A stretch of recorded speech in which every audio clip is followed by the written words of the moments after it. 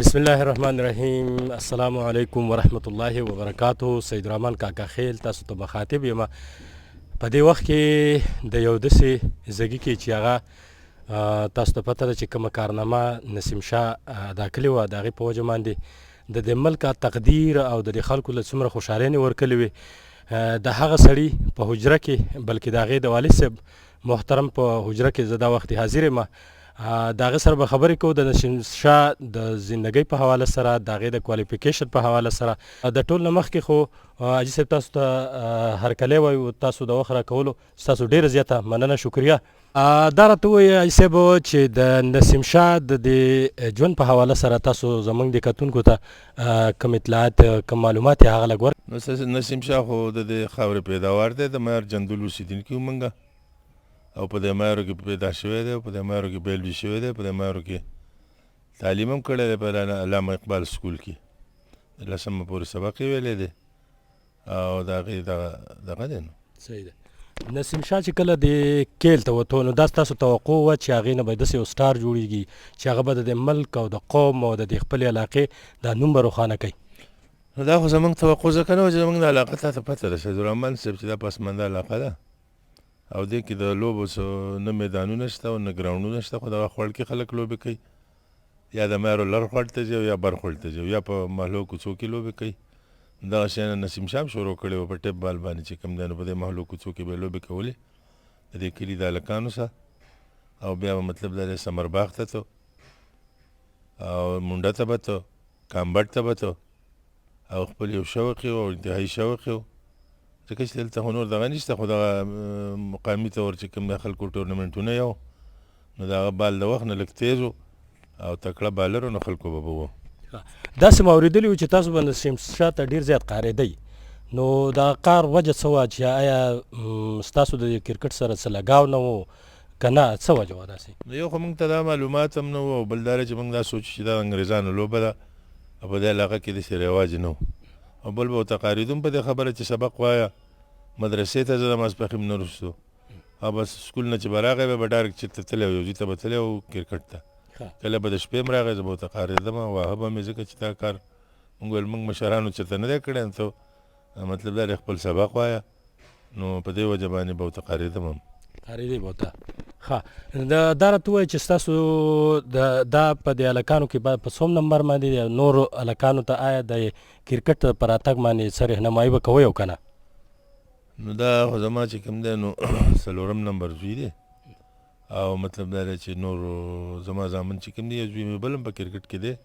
پنجاب د سنټرل پنجاب د طرف نه دی، نو نشان نومې دی، هغه هم لوبېږي. صحیح ده. دا راته ووایه چې یاره په راروان وخت کې لکه ده خو ماشاءالله یو نوم پیدا کو په ټول پاکستان په سطحه باندې، خصوصا د دیر او د جندول په علاقه باندې، نو داسې څه یو پروګرام ستاسو مخې ته شته دی چې آیا دا نور چې د کم چا بچي دي او کم خلک چې په دې پالتو ګیمونو کې اخته دي یا پبجي کې دي او یا په نورو داسې په خپل ټیم ضایع کولو کې، نو هغه ماشومانو ته څه پیغام ورکړي؟ نو نن سبا خو داسې دور دی چې د خلکو بچي چې کوم دی په آیسو باندې اخته شو، په نشو باندې اخته شو، او زه داسې وایم چې سوشل میډیا دور دی، په زوله ستا خبره پبجانې کوي او پالتو ګیمونه کوي. زه دا خپلو د هغوی پلارانو ته هم وایم چې په خپلو جو باندې نګهداشت وکړي، ځکه چې بچی بیا د سړي دپاره د مصیبت سبب جوړ شي. نو زه وایم چې په تعلیم باندې فوکس وکړي، او د هغې نه علاوه د لوب هم چې کوم دی د صحت دپاره چې کوم دی ډېر بهترین شی دی، کوم ځای کې چې لوبې کېږي هلته هسپتالونو کې مریضان کمی.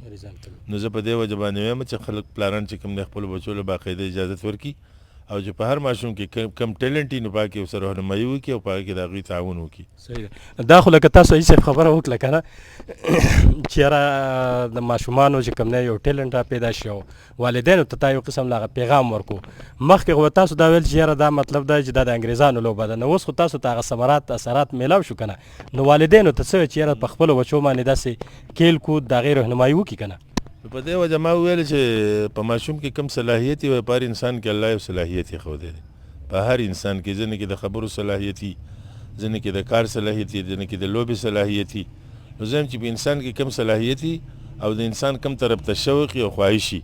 نو چې مور پلار هغه ماشوم چې کوم دی د هغې نه منع نه کړي، هغې ته رکاوټ جوړ نه شي، او د هغې په صحیح طریقه رهنمایي وکړي او د دنیایي تعلیم سره د دین د تعلیم هم کوشش وکړي او لوبه خو داسې شی ده د صحت لپاره ضروري یو شی دی چې دا وکړي. نو دا ټیک ده چې موږ خو به مخکې خارېدو، اوس سره دې هغه دغه معلوم شو او موږ پرې خوشحاله هم یو چې دې کې ډېرې فایدې دي. د ملک د ترقۍ خبرې پکې دي، د ملک د روښانه کېدو خبرې پکې دي او د ډېرو خلکو د دعاګانو د اخیستو ذریعه هم جوړېږي، ځکه چې ټول پاکستان اوس زوی زما یوازې دی خو ټول پاکستان خلکو ته دعاګانې کوي. بله آی صاحب دا یو تپوس مې نه کولو، ډېر اکثر خلک دا شکایت کوي چې یاره نسیم شاه په یو انټرویو کې خبره کړې وه چې زما تعلق د لاهور سره دی، زما د جندول معیارو سره څه تعلق نشته. نو په دې خبره کې څومره حقیقت دی؟ نو بس دا که هغه ویلي نو په دې نسبت یې نه دي ویلي، په دې نسبت یې ویلي چې هغه اوس په لاهور کې اوسېږي او زموږ په لاهور کې کور دی. نور بنیادي طور موږ د دې جندول خلک یو، د دیر خلک یو او په معیارو کې موږ د پخوانۍ نه تم جو پیژنې چې اوسېږو او دلته هم چې کوم دی دیره ده او دلته به مرو، دلته پیدا شوي او دلته هم جیدادونه دي او په دې کې هېڅ خبره نشته. دا زموږ کلی ده، زموږ علاقه ده او موږ د دیر ساده دیروجي خلک یو. لکه تاسو خبره وکړه چې اوس د نسیم شاه د طرف نه تا د دې خبرې تردید وکړو که نه؟ او لکه اوس په کار دا دی چې یاره د دې کلي علاقې دا خلک مطمئن شي په دې خبره باندې، او که د دې باندې نه مطمئنه کېږي نو بیا قرآن قسم ورته چا ویلي چې یاره دی وایي چې زه دغه یم نو دا غلطه خبره کړې ده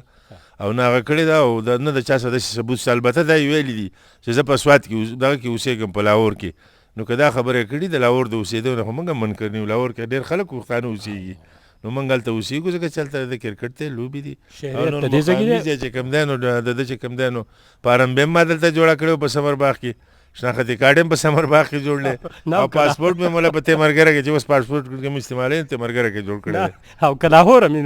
لاهور خو هم د دې ملک یوه حصه ده، د بار ملک څه شهري خو نه دی. څنګه چې زمونږ جندول دی داسې زمونږ لاهور هم دی، ټول پاکستان زمونږ پاکستان دی. لکه مطمئنه اوسئ داسې مطمئنه اوسئ. تاسو واورېده د نسیم شاه صاحب د والد صاحب هغه ښایسته او زبردسته خبرې، چونکې د ده لږ طبیعت هم ټیک نه دی نو په دغه وجه باندې مجبوره شوه زما سره یو چند خبرې وکړې. دا صرف د خپل ویورز دپاره، د هغه خلکو دپاره چې یاره د ده یو پیغام دی چې ما به پر خپل بچي باندې دا چیک اینډ بیلنس ساتو، بلکې دا به مې ورته چې ته کیل کود مه کوه. نن چونکې هغه یو داسې مقام ته ورسېدو چې الله پاک هغه له هم عزت ورکړو او د ملک له او د قوم له هم عزت ورکړو. نو ستاسو په خدمت کې هم دغه خواست دی چې تاسو خپلو بچو ته د هغې په داسې طریقه باندې رهنمایي وکړئ چې هغه ستاسو د نیکنامۍ سبب جوړ شي او د ملک او د قوم د نیکنامۍ هم سبب جوړ شي. ډېره مهرباني، الله مو ښاد او آباد ساته. امید لرم چې دا پروګرام به ستاسو خوښ شوی. د بل پروګرامه پورې سیدالرحمن کاکا خیل او خپل کوربه حاجي مظفر شاه صاحب ته اجازت ورکوي. د الله په امان. السلام علیکم.